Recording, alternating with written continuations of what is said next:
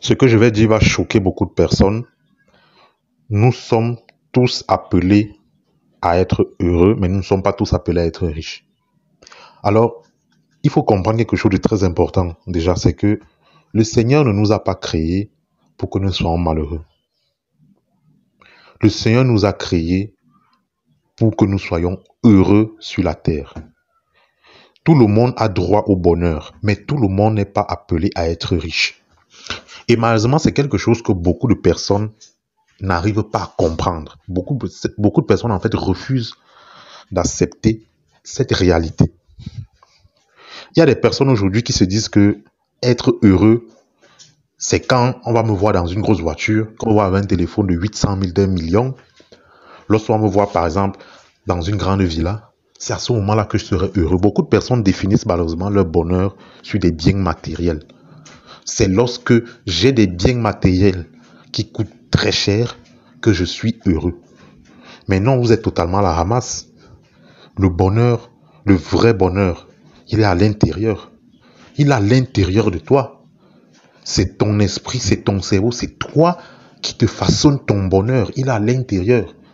Et ce bonheur-là, rien de l'extérieur ne peut te le retirer. Lorsque votre bonheur dépend des biens matériels que vous avez, c'est pas un véritable bonheur en réalité. C'est pas ça le vrai bonheur. Donc vous devez comprendre que dans ce monde, il y a certaines personnes qui ont reçu une bénédiction spéciale du Seigneur depuis le ventre de leur mère pour être des millionnaires ou pour être des milliardaires. Et il y a d'autres qui ne l'ont pas reçu. Ça veut dire que nous ne sommes pas tous appelés à être des millionnaires ou des milliardaires dans le monde. Mais le bonheur, le Seigneur l'offre à tout le monde, à celui qui saura s'en saisir. Nous venons chacun dans le monde et nous recevons des grâces, des bénédictions du Seigneur à plusieurs moments de notre vie. Mais nous sommes nous-mêmes responsables à un moment donné de beaucoup de choses qui nous arrivent. Parce que beaucoup, à un moment donné, vont se compromettre dans les rapports sexuels. Beaucoup vont se compromettre en allant effectuer des bains spirituels chez des serviteurs du malin qui se font passer pour des guérisseurs ou je sais pas moi.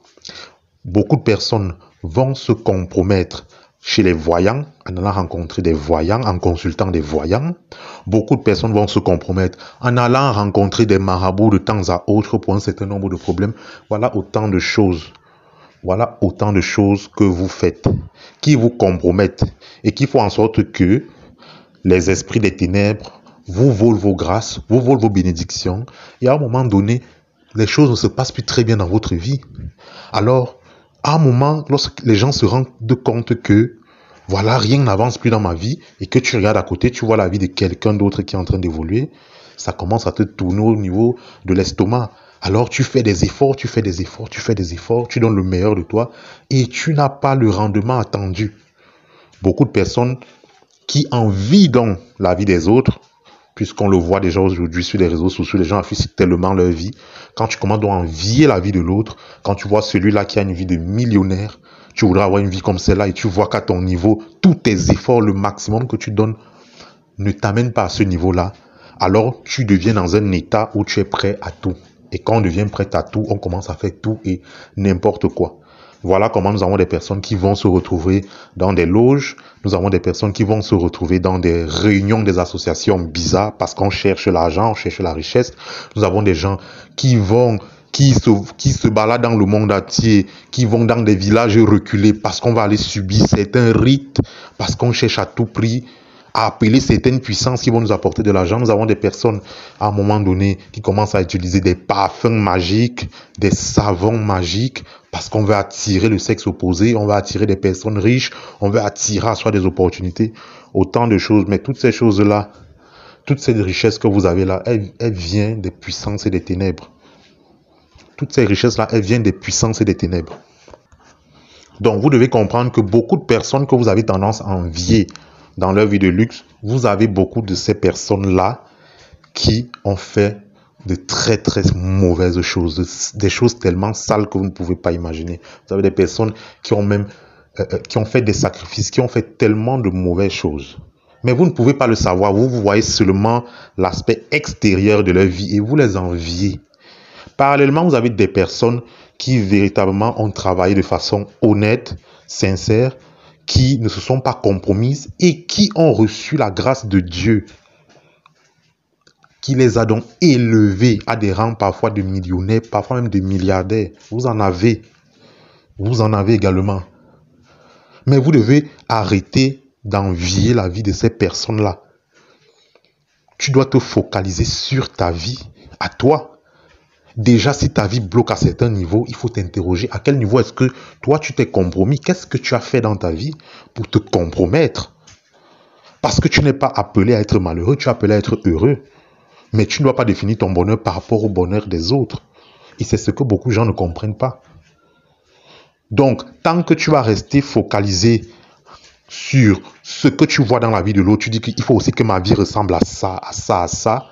Je suis désolé, mais si tu n'as pas reçu la bénédiction de Dieu pour être millionnaire depuis le ventre de ta mère, je suis désolé, tu essaieras par tous les moyens possibles sans te compromettre et tu resteras toujours à un certain niveau.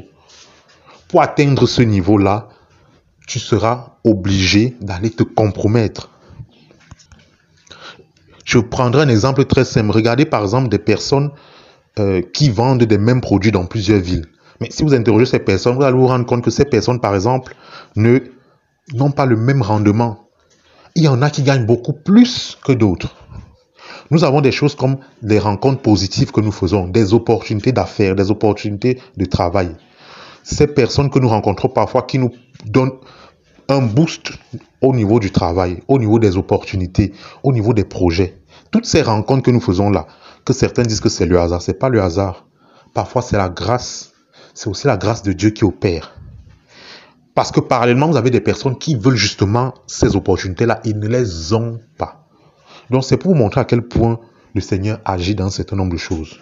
Le problème est que les gens aujourd'hui refusent d'accepter leur vie telle qu'elle est et ils veulent vivre la vie des autres. Ça ne marche pas comme ça. Si tu n'es pas appelé à être millionnaire, tu ne seras pas millionnaire. Sauf si tu décides d'aller te compromettre. Donc à un moment donné, il faut être capable de vivre sa vie, de façonner son bonheur soi-même avec ce qu'on a. Vous avez des mamans qui vendent les beignets haricots bouillis. Beaucoup de personnes, parfois quand on les regarde, vous vous moquez d'elles parce que vous êtes bien habillés, mais vous ne savez pas que les beignets haricots bouillis payent la scolarité des enfants, payent les loyers, permettent aux enfants d'avoir de l'argent de poche. Vous ne savez pas que toutes ces petites activités, parfois que vous négligez, sont des activités aussi qui rapportent et qui permettent de résoudre des problèmes. Mais parce que là, vous avez affaire à des personnes qui ont accepté leur vie dans ce qu'elles ont et qui ont construit leur bonheur avec les moyens qu'elles ont pu avoir.